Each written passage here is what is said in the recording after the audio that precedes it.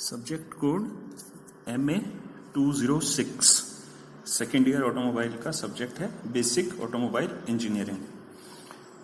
इसकी third unit 3 है braking system.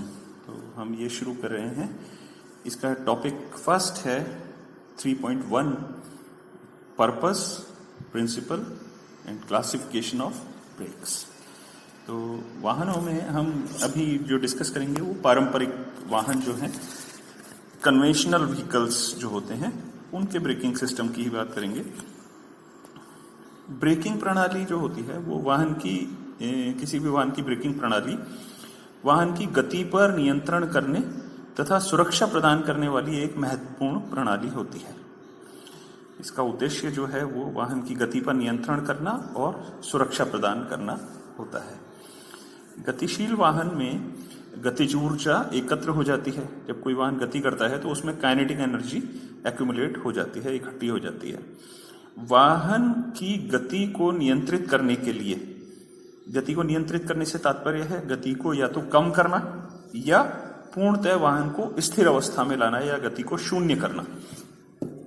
तो वाहन की गति को नियंत्रित करने के लिए उस गतिशील वाहन में जो गतिज ऊर्जा है उसे दूसरे रूप में बदलकर, किसी दूसरी अदर फॉर्म में बदलकर या तो संचय किया जा सकता है या वातावरण में विसर्जित किया जा सकता है। ये कार्य ब्रेक या ब्रेकिंग प्रणाली के द्वारा किया जाता है। हम बात करें पारंपरिक वाहनों के अंदर, तो उसमें गतिज ऊर्जा को ऊष्मा ऊर्जा में बदला जाता है किसी फ्रिक्शन डिवाइस के द्वारा, और फिर उस ऊष्मा को वातावरण में विसर्जित कर दिया जाता है। तो ये जो सुरक्षा की बात है, ये सुरक्षा न केवल वाहन की स्वयं की सुरक्षा, परंतु वाहन के अंदर बैठे हुए यात्रियों, उसमें रखे सामान की सुरक्षा, या जिस मार्ग पर वाहन चल रहा है उस मार्ग के जो अन्य उपयोगकर्ता हैं, दूसरे जो वाहन चल रहे हैं, यात्री जो पैदल चल रहे हैं अथवा जो भी उसका सड़क का उपयोग कर रहा है, उसकी सुरक्षा भी इसमें सम्मिलित है। तो सभी की सुरक्षा के लिए वाहन के अंदर ब्रेकिंग, एक प्रभावी ब्रेकिंग प्रणाली, इफेक्टिव ब्रेकिंग सिस्टम होना बहुत जरूरी होता है। हम बात करते हैं सबसे पहले पर्पस ऑफ ब्रेकिंग की। पर्पस ऑफ ब्रेकिंग या ब्रेकिंग के क्या, ब्रेकिंग प्रणाली के क्या उद्देश्य होते हैं। एक ब्रेकिंग प्रणाली का जो मुख्य उद्देश्य है वो ये है कि वाहन को आपात स्थिति में, कोई भी इमरजेंसी सिचुएशन में, या सुरक्षा की दृष्टि से, सुरक्षा जैसी हमने बात की कि वाहन की स्वयं की सुरक्षा, वाहन में बैठे यात्रियों की सुरक्षा, या सड़क के अन्य उपयोगकर्ताओं की सुरक्षा, इन सब की सुरक्षा की दृष्टि से गतिशील वाहन को तुरंत, इमीडिएटली, कम से कम दूरी तथा कम से कम समय में स्थिर अवस्था में लाना या आवश्यकता अनुसार गति को कम करना, ये पहला उद्देश्य ब्रेकिंग प्रणाली का होता है। अर्थात ब्रेकिंग प्रणाली ऐसी होनी चाहिए जो किसी इमरजेंसी सिचुएशन में या जब सेफ्टी की आवश्यकता हो तो गतिशील वाहन को या तो बिल्कुल पूर्णतः स्थिर अवस्था में लिया है, या उसकी गति को अगर कुछ कम करना है तो वो कम कर सके। और ऐसा करते समय ये विशेष रूप से उसमें होना चाहिए कि वाहन को फिसलने या स्किडिंग से रोकना, ये भी इसका एक उद्देश्य है। आजकल जो वाहनों में ABS, anti skid braking system लगाए जाते हैं, उनका उद्देश्य यही होता है। ABS है या EBD है, इलेक्ट्रॉनिक ब्रेक फोर्स डिस्ट्रीब्यूशन, तो उसमें फिसलने से रोकने की भी व्यवस्था होती है। तो मुख्य उद्देश्य हो गया कि गतिशील वाहन को या तो तुरंत स्थिर अवस्था में लाना, कम से कम दूरी एवं कम से कम समय में, या उसकी गति को कम करना। ये जो कम से कम दूरी और कम से कम समय की बात है, ये मिनिमम स्टॉपिंग डिस्टेंस और मिनिमम स्टॉपिंग टाइम कहलाता है, जो अन्य कई कारकों पर इसका जो है निर्भरता है, और वो हम आगे के लेक्चर्स में डिस्कस करेंगे। दूसरा जो इसका उद्देश्य है, ब्रेकिंग सिस्टम का जो उद्देश्य है वो है कि ढलान पर, डाउनहिल, व्हेन मूविंग डाउनहिल, ढलान पर वाहन की गति को अनियंत्रित होने से रोकना। अर्थात जब वाहन को हम ढलान पर नीचे की ओर गति करवाते हैं तो उस समय वाहन स्वयं ही लुढ़क करके और वो गति उसकी अनियंत्रित हो सकती है। ऐसी अवस्था में ब्रेक जो है उसके वो गति को कंट्रोल करने का या गति को नियंत्रित करने का कार्य करेंगे। यहाँ पर एक विशेष गुण जो है ब्रेक में होना चाहिए, एंटी फेड कैरेक्टरिस्टिक। ढलान, जब लंबे ढलान के ऊपर कंटिन्यूअस लंबे ढलान है कई किलोमीटर के ज्यादा, तो उस दौरान लगातार ब्रेक का उपयोग करना होता है। और ऐसी स्थिति में ब्रेक ऐसा नहीं होना चाहिए कि वो ब्रेक घिस जाए और पूरे ढलान को कवर करने के बाद पता चला कि ब्रेकिंग की जो दक्षता है वो खत्म हो गई।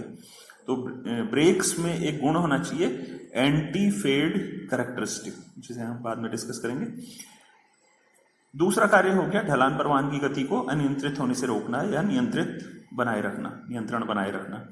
इसके अलावा ब्रेकों का एक और कार्य होता है कि वाहन को रोके रखना, स्थिर अवस्था में रोके रखना। वो स्थिर अवस्था कोई सी भी हो सकती है, या चढ़ाई के ऊपर है, यानी वाहन का आगे का ऊपर चढ़ाई की ओर है, या वाहन ढलान के ऊपर हमें खड़ा करना है, या इवन हमें समतल ग्राउंड पर भी वाहन को खड़ा करना हो और छोड़ के जाना हो, तो उसे पार्किंग ब्रेक या इमरजेंसी ब्रेक या हैंड ब्रेक लगा करके फिर खड़ा किया जाता है, ताकि वो वाहन स्वयं मूव नहीं हो जाए, ढलान पर पीछे की ओर नहीं लुढ़क जाए, या समतल अवस्था है तो उसकी सुरक्षा की दृष्टि से उसे हैंड ब्रेक लगा करके रखा जाता है। तो मुख्य रूप से 3 कार्य हो गए।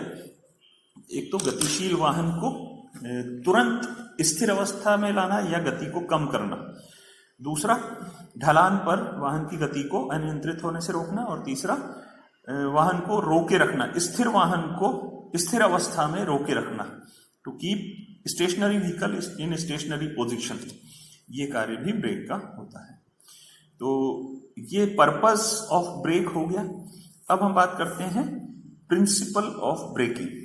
तो यहाँ सेकेंड ईयर में हम बात कर रहे हैं, अभी पारंपरिक वाहन का अध्ययन हम कर रहे हैं। और जो पारंपरिक वाहन हैं उनमें आईसी इंजन जो है वो पावर का स्रोत होता है, शक्ति का स्रोत होता है एक इंजन, और उसकी शक्ति को पहुंचाया जाता है पहियों तक ट्रांसमिशन सिस्टम के माध्यम से। और इन पारंपरिक वाहनों में ज्यादातर जो ब्रेक हैं वो सब फ्रिक्शन ब्रेक्स हैं, यानी उनमें फ्रिक्शन डिवाइसेस को ब्रेक के रूप में प्रयोग किया जाता है। तो यही इसका सिद्धांत भी है। पारंपरिक वाहनों या कन्वेंशनल व्हीकल्स में जब किसी गतिशील वाहन को ब्रेक लगाया जाता है तो वाहन की गतिज ऊर्जा यानी कि काइनेटिक एनर्जी, इसे किसी घर्षण युक्ति फ्रिक्शन डिवाइस द्वारा ऊष्मा ऊर्जा में परिवर्तित कर वायुमंडल में विसर्जित कर दिया जाता है। ये घर्षण युक्ति जो है ये ड्रम ब्रेक के रूप में हो सकती है, ये डिस्क ब्रेक के रूप में हो सकती है, या और किसी रूप में हो सकती है ये। और इनमें हम वाहन की गतिज ऊर्जा को ऊष्मा ऊर्जा में परिवर्तित कर देते हैं, क्योंकि घर्षण होगा, जब दो सतहों के बीच में घर्षण होता है तो ऊष्मा उत्पन्न होती है, और वो ऊष्मा को हम वातावरण में विसर्जित होने के लिए छोड़ देते हैं। तो ये एक पारंपरिक ब्रेकिंग प्रणाली का सिद्धांत जो घर्षण के सिद्धांत पर आधारित है कि गतिज ऊर्जा को ऊष्मा ऊर्जा में परिवर्तित करना और ऊष्मा ऊर्जा को वातावरण में विसर्जित कर देना।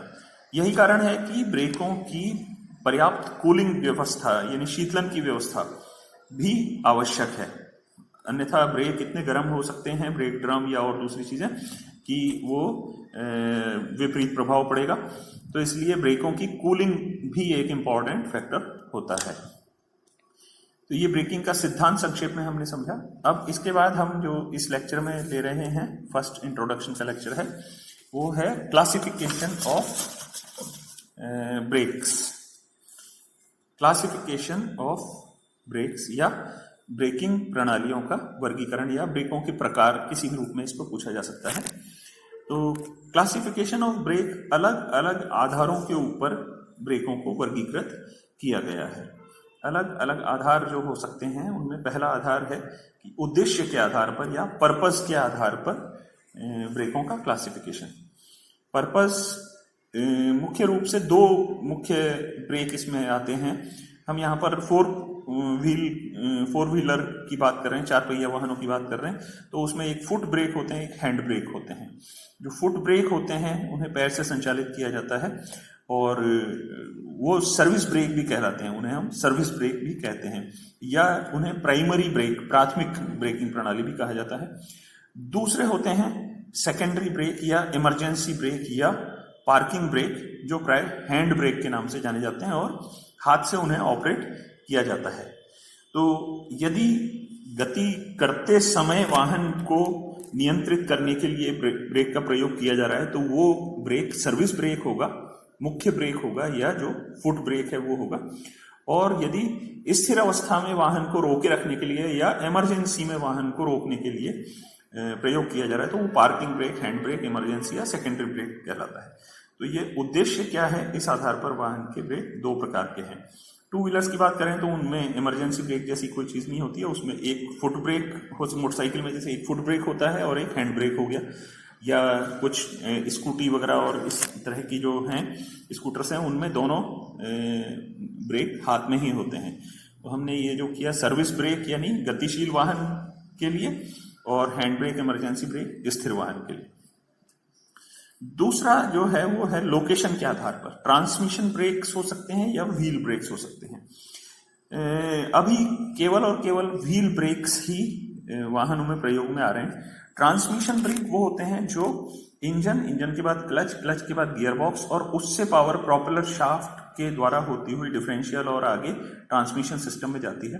तो यदि हम इस बीच में यानी प्रोपेलर शाफ्ट के ऊपर एक बड़े ड्रम का निर्माण करें और वहां पर उसको ब्रेक लगाएं तो वो ट्रांसमिशन ब्रेक हो सकते हैं, परंतु इनका यूज अभी नहीं होता है। अभी ज्यादातर वाहनों में व्हील ब्रेक प्रयोग में लाए जाते हैं, अर्थात घूमता हुआ जो व्हील है उसके साथ एक ड्रम या डिस्क बनाई जाती है और स्थिर भाग के साथ यानी ब्रेक प्लेट के साथ या कैलिपर के साथ जो है ब्रेक शू, या जैसे ड्रम ब्रेक में होता है तो ब्रेक शू होते हैं और डिस्क ब्रेक में है तो ब्रेक पैड होते हैं जो कैलिपर में लगे हुए होते हैं, उन्हें फिक्स किया जाता है और इन पर घर्षण पदार्थ लगे हुए होते हैं ब्रेक शू के ऊपर या ब्रेक पैड के ऊपर, जिन्हें दोनों को संपर्क में लाया जाएगा दाब के साथ, तो गतिशील जो वाहन है वो स्थिर अवस्था में आ सकता है, क्योंकि हमने पहियों को ही रोकने का यहाँ पर व्यवस्था की हुई होती है।